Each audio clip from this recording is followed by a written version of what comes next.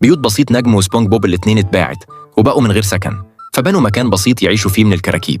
وكل ده بدأ بسبب برنامج في التلفزيون. في اليوم ده بسيط كان قاعد بيتفرج على التلفزيون وفجأة ظهر إعلان. الشخص اللي في الإعلان قال إنه عاوز يشتري بيته.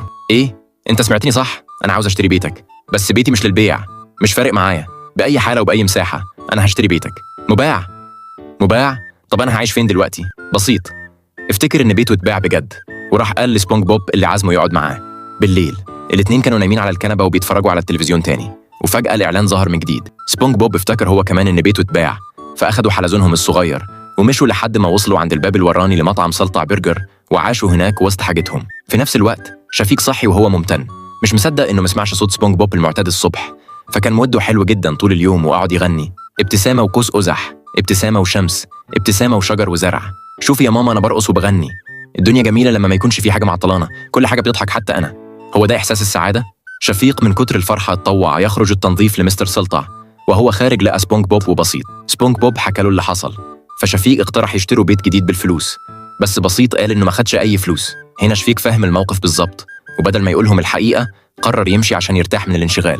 الصبح بدري مستر سلطع لاحظ ريحة مش تمام جاية من ناحية سبونج بوب، ولما عرف إنه عمل مكان من أدوات المطعم طلب منه إيجار. ساعتها بس سبونج بوب فهم إن الوضع ده بيكلف فلوس أكتر.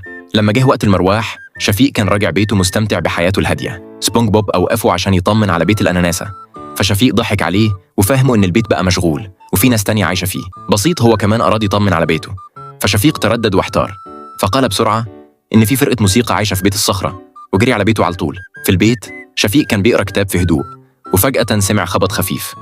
طلع سبونج بوب وعاوز يتكلم مع الساكن الجديد، فشفيق عمل نفسه الساكن الجديد عشان يمشيه، بس سبونج بوب رفض. في الوقت ده بسيط جه، فشفيق قال إنه بيجهز العشاء عشان يخليهم يمشوا، فسبونج بوب دخل على طول عشان ياكل معاهم. شفيق قعده وجري بسرعة على بيت الصخرة يمثل إنه عازف موسيقى. بسيط طلب يعيش معاهم، فشفيق رفض بسرعة، وبسيط صمم يخليه يثبت كلامه. أنت بتعزف إيه؟ أوه الكلارينيت الكهربائي. مفيش حاجة اسمها كده، وريني، أثبت لي. هرجع لك حالا. في اللحظة دي سبونج بوب نادى على الساكنة الجديدة. شفيق جري بسرعة ونسي يغير هدومه، فسبونج بوب افتكر إنها صاحبة البيت. شفيق عمل له طبق أكل وخرجه بره بسرعة، وبعدها رجع لبيت الصخرة وبدأ يعزف. أوه ده عجبك يا صاحبي؟ ده كان رائع، لازم تدي دروس لجارنا القديم شفيق، ده عزفه مش قد كده. سبونج بوب صمم يسمع الباقيين وهم بيغنوا، فشفيق اضطر يجاريهم بأي أدوات معاه. بعد كده بسيط اقترح إن الفرقة تغني معاهم، فشفيق خلاص ما كانش قادر يكمل الدور، شال التنكر وقالهم على الحقيقة كلها. شفيق ما كانش حابب يفضل في الموقف ده وقرر يبيع بيته، فكلم مسؤول العقارات، بس بسيط ما كانش فاهم كلامه وافتكر إن نقل البيت وتغيير وضعه زي تقليب الأكل في المطبخ، فنقل بيت شفيق من مكانه تماما وبقى مقلوب بالكامل. على عد 3، 1،